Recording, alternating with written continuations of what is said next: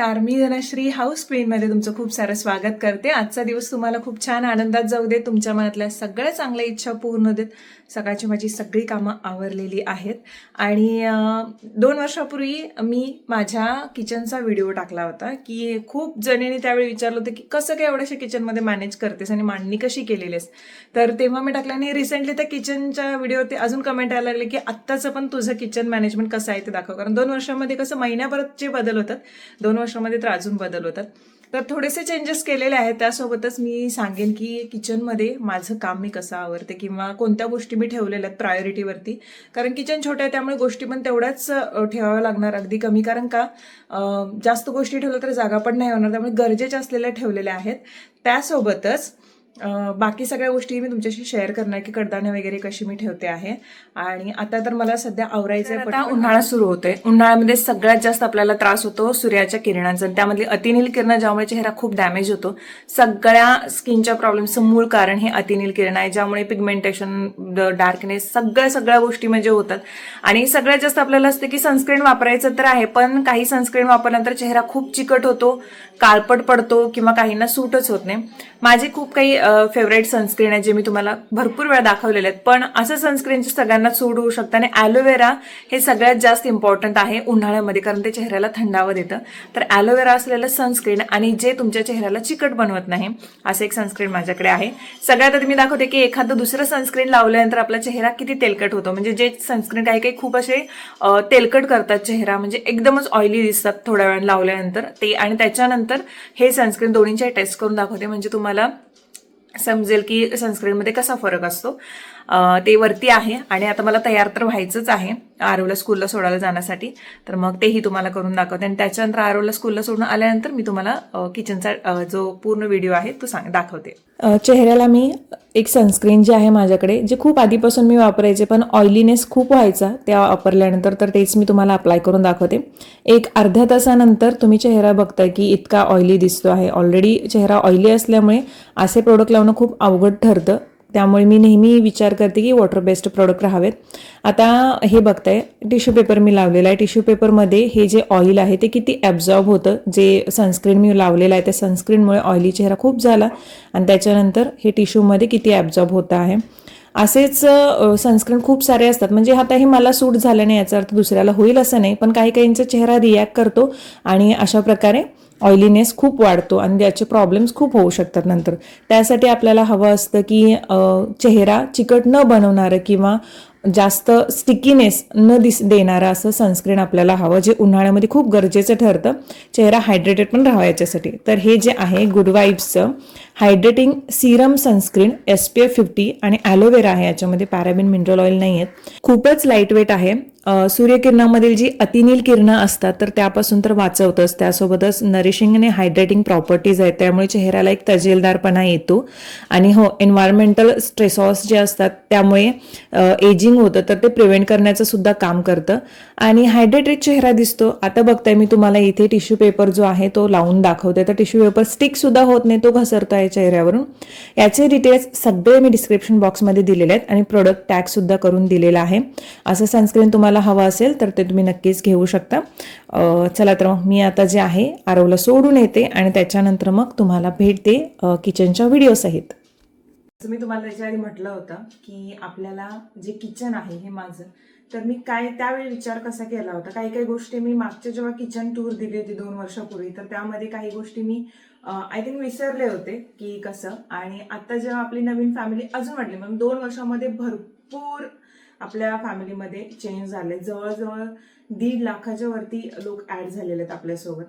मग खूप जणांचे किचन खूप लहानही असतील, जागेअभावी अगदी कंजेस्टेड बांधावे लागत असतील. म्हणजे जेव्हा आपण मुंबईसारख्या एरियामध्ये येतो तेव्हा तर खूपच प्रॉब्लेम येतात जागेचे. आणि किचन कसं मॅनेज ठेवू शकतो, कारण समजा आता चौकोनी कुटुंब आहे आमचं, तर चौकोनी कुटुंबासाठी मी कशा गोष्टी अरेंज करते. भले अजूनही माणसं असतील तरीही चालतं, कारण माझ्याकडे बाकीची जी गोष्टी मी पुढे आता व्हिडिओमध्ये सांगणार आहे तर त्याही तुम्हाला खूप उपयोगाच्या पडतील. म्हणजे अगदी माझ्याकडे 10 माणसं जरी एकत्र असली, म्हणजे कधी कधी ताई वगैरे येतात तरीही काही इश्यू होत नाहीत. जेवण वगैरे वाढताना हे करताना एवढेच ताटं किंवा एवढे भांडी वगैरे मी ठेवलेली आहेत आणि वाटणार नाहीत की फक्त एवढ्याच किचनमध्ये ती असतील. हो, चला तर मग सांगते मी. आणि हे माझं छोटंसं किचन. आता हा एवढा मी हात ठेवू शकते एवढा हा पॅसेज मी मोठा करून घेतला. माझं जुनं जर घर बघा त्याच्यामध्ये एंट्री इथून होती, इथून एंट्री करून इथून किचन होतं. म्हणजे इथे एंट्री केला तर इथून जो कट्टा किचन कट्टा सुरू व्हायचा तो इथपर्यंत संपायचा आणि इथे बाथरूम होतं. पण खूप वेळा मला कमेंट आली आहे की तुम्ही वास्तुशास्त्र मानता का? खरंच मी मानते वास्तुशास्त्रानुसार गोष्टी असाव्या. ईशान्येला देवघर असावं किंवा पूर्वेकडे तोंड करून किंवा उत्तरेकडे तोंड करून स्वयंपाकघराचा कट्टा असावा, दक्षिणेकडे किंवा इकडे तोंड करून असं स्वयंपाक करू नये. ह्या सगळ्या गोष्टी मी मानते, कारण मी तसे अनुभव घेतले. जेव्हा मी घरात काही चेंजेस केले त्याच्यानंतर खूप चांगले अनुभव मला आले, म्हणून मी सांगते. तर मग जेव्हा किचन कट्टा मी घेतला तेव्हा एक गोष्ट लक्षात ठेवली की किचन कट्टा करताना सिंक आणि कट्टा जो आहे तो एका रेषेत नको आहे. कारण पाणी आणि आग हे एकमेकांना विरोधक आहेत. खूप साऱ्या प्लॅटफॉर्ममध्ये तुम्ही बघताय की किचन कट्ट्यामध्ये शेगडी आणि त्याच तिथे पाण्याचा म्हणजे सिंक वगैरे असतं. तर तसं जर असेल तर तुम्ही तोडफोड करायला जाऊ नका. त्याच्यामध्ये एखादं प्लांट वगैरे ठेवा जेणेकरून थोडासा अडथळा वाटेल आणि कंटिन्युअसली तो राहील. कारण मी करताना अशाच पद्धतीने केलं की इकडे सिंक राहू देत बोलले, कारण तेव्हा ते जे बांधणार आहेत ते बोलले की कोपऱ्यामध्ये आपण सिंक घेऊया, नको म्हणून सांगितलं. इकडे प्लॅटफॉर्म राहू दे. आणि जो तो ओटा आहे तर तो खूप रुंद झालेला आहे. कधी कधी आपला ओटा इतकाच असतो, म्हणजे शेगडी बसते आणि थोडीशी जागा राहते. अक्षरशः शेगडी बसून समोर मी एखादं मोठं भांडं किंवा काहीतरी चिरणं वगैरे जास्त करायचं त्या गोष्टी असू शकतात, एवढं करते. तर मग पहिले डेमो देतच तुम्हाला दाखवते. इकडे बाथरूम आहे. सगळ्यात आधी आमचं ठरलं होतं की पूर्ण एवढा एरिया जो आहे तो किचन करायचा, कारण वरती पण टॉयलेट आणि बाथरूम कंबाईन आहे, तर त्यामुळे ते ओके पडेल. पण नंतर विचार आलं की खाली कोणतरी आल्यानंतर कंटिन्युअसली वरती जाणं बरोबर वाटणार नाही. नाहीतर हा किचन माझा इतका मोठा झाला असता, म्हणजे असा बरोबर पूर्ण आणि भरपूर मी जागा युटिलाइज करू शकले असते. पण ती एक खंत, कारण हे बाथरूम बांधताना आम्ही 3 ते 4 दिवस असं थांबलो की करूया बाथरूम की नको करूया. वरती तसंही बाथरूम आपण मोठं घेतोय, काय करूयात. पण शेवटी राहू देत म्हटलं की सारखं वरती कधी जाणार, त्याच्यामुळे इथेच राहू देत. मग इथे एक छोटंसं जेवढं होईल तेवढं कमी साईज ठेवून बाथरूम घेतलं. फ्रीज आधीच आम्ही पहिलाचा जो होता तो छोटा फ्रीज होता आणि तो फ्रीज आम्ही देणारच होतो. मोठा फ्रीज घ्यायचा होता. मग त्या मापानेच, म्हणजे जेवढा फ्रीज असेल तो आधी सिलेक्ट करून आणतो, त्या मापानेच एवढा एरिया आम्ही ठेवायला सांगितला होता जे बांधकाम करणारे होते त्यांना, म्हणजे फ्रीज व्यवस्थित बसला असतं. कारण आम्ही तिथल्या दुकानामध्ये सांगून होतं घर पूर्ण झाल्यानंतरच आम्ही घेऊन जाणार आहोत. वरती पण मी एक फरशी अशी टाकायला लावली, जो की खाऊचं सेक्शन असेल, जे काय असेल ते तिथे. चला तर मग आता हे दाखवते तुम्हाला. सगळ्यात आधी तर हा खाऊचा कप्पा इथे ना ही अशी फरशी राऊंडमध्ये बसवायला सांगितली. माझं कसं होतं की जेवढं हे फ्रीज आहे तेवढ्या राऊंडने एक चौकोनी फरशी बसवावी, पण कॉन्ट्रॅक्टरच्या मताने ते करेक्ट होणार नव्हतं, म्हणून मग त्याने अशी राऊंड फरशी बसवली. आणि इथे सगळे वेगवेगळे डबे आहेत, खाऊचे आहेत, तर ते ठेवलेले. त्याच्या पाठीमागे रिकामे असलेले प्लास्टिकचे डबे किंवा रिकामे असलेले काचेचे जार जे आहेत ते ठेवलेत.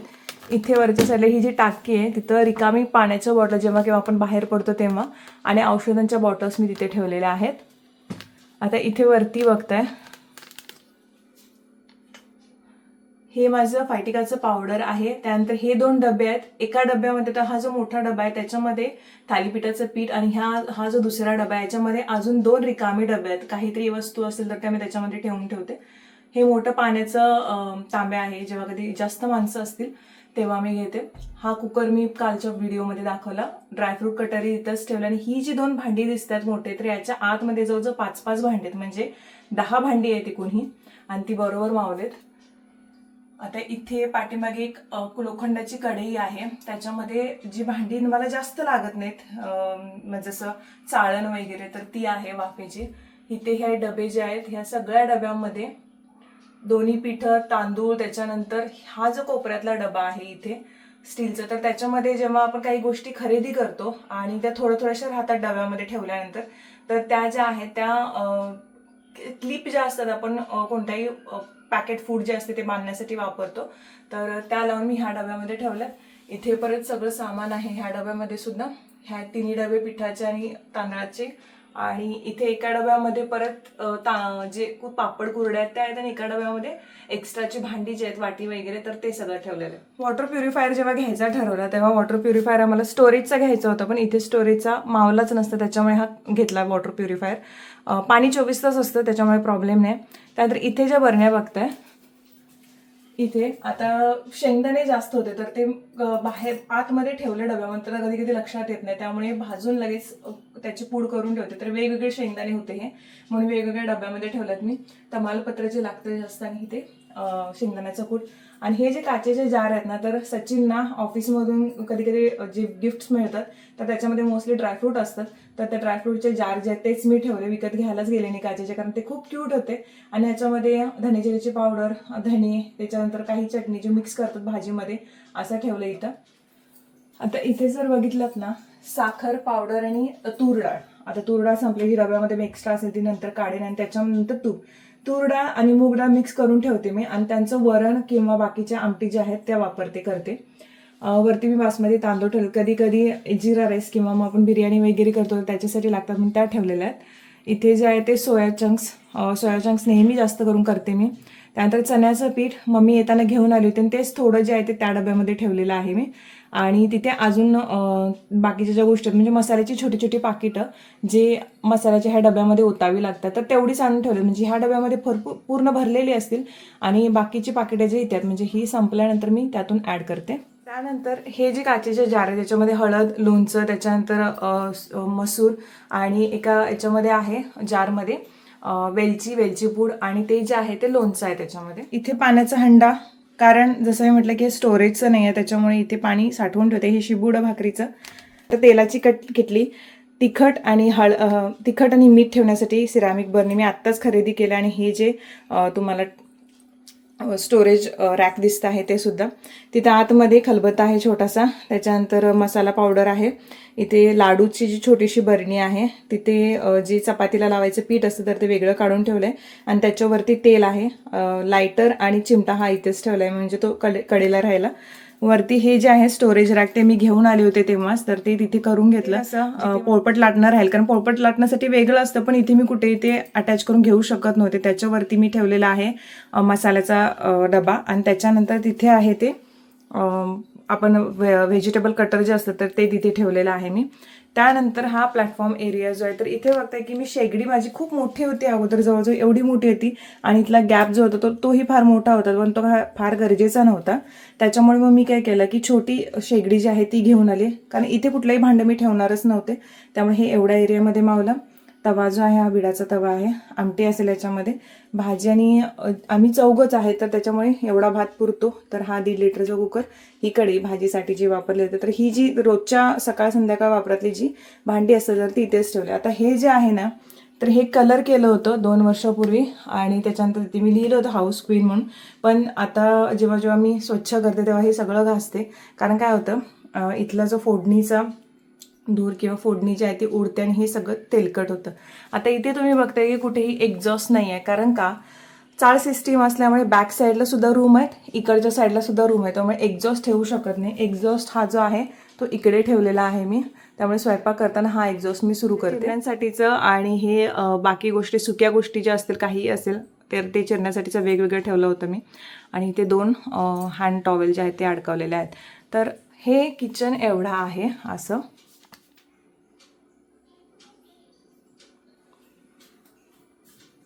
मी फ्रीजवरती जास्ती करून काय ठेवत नाही, पण कधी कधी काय होतं एकदम गोष्टी आणि ते ठेवल्या जातं, तर लगेच 2 दिवसामध्ये त्यात क्लिअर करते. क्लीन करण्याचं सामान किंवा जे आपण टॉवेल जे असतात जे आपण किचन क्लीन करण्यासाठी वापरतो, तर ते सुके टॉवेल मी इथे ठेवलेले आहेत. हे एक रॅक आणलं DIY मधून, आणि त्याच्यानंतर विमची जी बॉटल आहे, इथे छोटंसं प्लास्टिकचं हे ठेवलं ज्याच्यामध्ये टाकून आपण भांडी घासते मी. आणि त्याच्यानंतर हे जे आहे टॉवेल जे पुसण्यासाठी आता वापरून जे सुकट टाकलंय मी इथेच. आता मी ज्या ट्रॉलीज आहेत त्या दाखवते. पहिल्या ट्रॉलीमध्ये तुम्ही भांडी होते, हा प्लॅटफॉर्म खूप मोठा असल्यामुळे आतमध्ये ट्रॉलीची जी साईज आहे ती खूप मोठी करता आली मला. कप मावलेले आहेत, त्यानंतर छोटे जे बाउल आहेत ते, एक हे जो ट्रे होता माझ्याकडे किंवा हा जो डबा जो असतो आपण ॲमेझॉनवरून मागवतो, मी भाजीसाठी एका म्हणजे ठेवण्यासाठी मागवलेला होता, पण तिथे यूज होत नव्हता, म्हणून याच्यामध्ये मी काय केलं, छोटे छोटे चमचे, काटे चमचे किंवा चाकू वगैरे ठेवले, आणि साईडला मग आपण आईस्क्रीम काढण्यासाठी जे वापरतो किंवा मोठी पळी फोडणीसाठी जी वापरतो ती, आणि आतल्या साईडला क्लिप्स आहेत त्या ठेवल्यात. आणि इथे सगळे मोठे जे पळी वगैरे तर त्या ठेवल्यात. आणि ह्या ज्या ट्रॉली आहेत त्या रिमूव्हेबल आहेत, म्हणजे ह्या काढून तुम्ही स्वच्छ करू शकता. तर रिसेंटली मी जो व्हिडिओ शेअर केला होता किचन क्लिनिंगचा, तर त्यामध्ये दाखवलेला आहे. आता इथे बघताय ही ट्रॉली, परत ग्लास तिथे ठेवलेत, इथे बाउल जे ते एकामेकात घालून ठेवलेले आहेत सगळे. त्याच्यानंतर कढई किंवा भाजी धुण्यासाठी पुरण आपण जे बारीक करण्यासाठी वापरतो जाळी, तर ती, आणि एक मोठी प्लेटही आहे. इथे चहाचं भांडं आणि वाट्या मी त्याच्यामध्येच ठेवते, आणि तांबे जे आहे ते साईडने ठेवलेले आहेत. आता ही पण ट्रॉली बघता, आतल्या साईडला छोट्या प्लेट ठेवण्यासाठी केलं आहे त्याने, आणि इथे बाहेर जे ते मोठी ताटं, तर इथे पॅनसुद्धा मावलेले आहेत. माझ्याकडे अजून एक तवा आहे, तो ट्रे, त्याच्यानंतर ताटं. ही जवळजवळ 15 ताटं आहेत एकामेकामध्ये घालून ठेवलेली, आणि त्या प्लेटसुद्धा. त्यानंतर इथे त्यांनी हे अशा पद्धतीने केलं आहे. आता इथे आतल्या साईडला जो माझा जुना कुकर आहे तो ठेवला आहे. इकडे जे आहे ते सूप, आणि त्याच्यानंतर परात. इथे जुन्या कुकरचं भांडं, आणि आतल्या साईडला मोठे बाऊल आहेत, कारण ही फळी पण एवढीच लांब त्यांनी ठेवले साईडला, कारण एवढं पूर्ण घेता येत नव्हतं जे ट्रॉली आहेत त्या, कारण मग इथला भाग कसा ओपन करणं हा प्रॉब्लेम होता. म्हणून त्यांनी एवढं कट केलं, आणि इथे परत त्यांनी फळी टाकून दिली मला.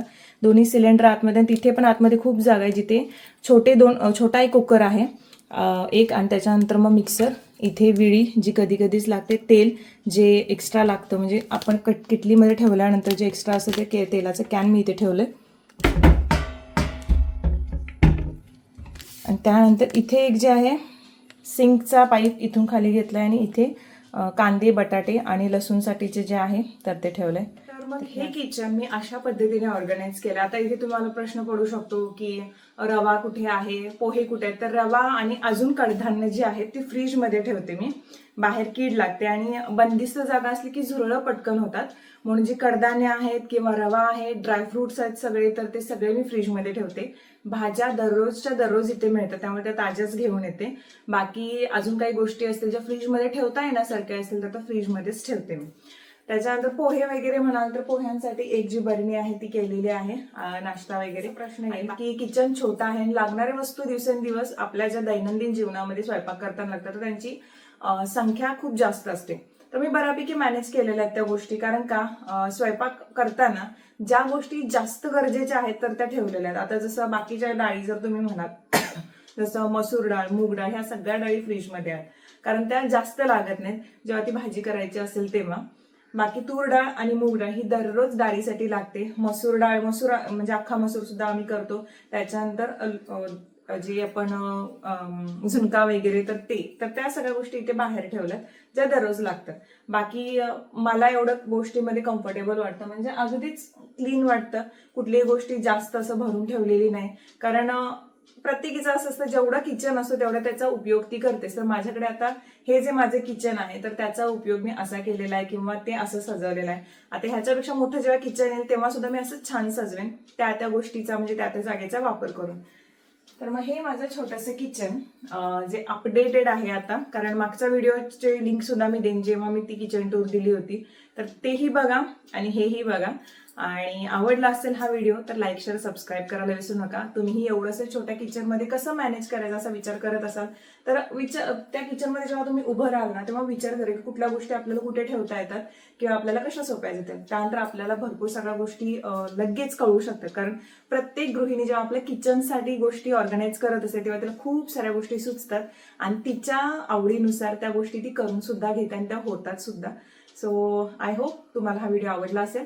लाईक, शेअर आणि सबस्क्राईब करायला विसरू नका. इतरांशी शेअर देखील करा. परत अजून एक छान असा व्हिडिओ घेऊन मी तुमच्यासाठी हजर राहीन. तोपर्यंत बाय बाय.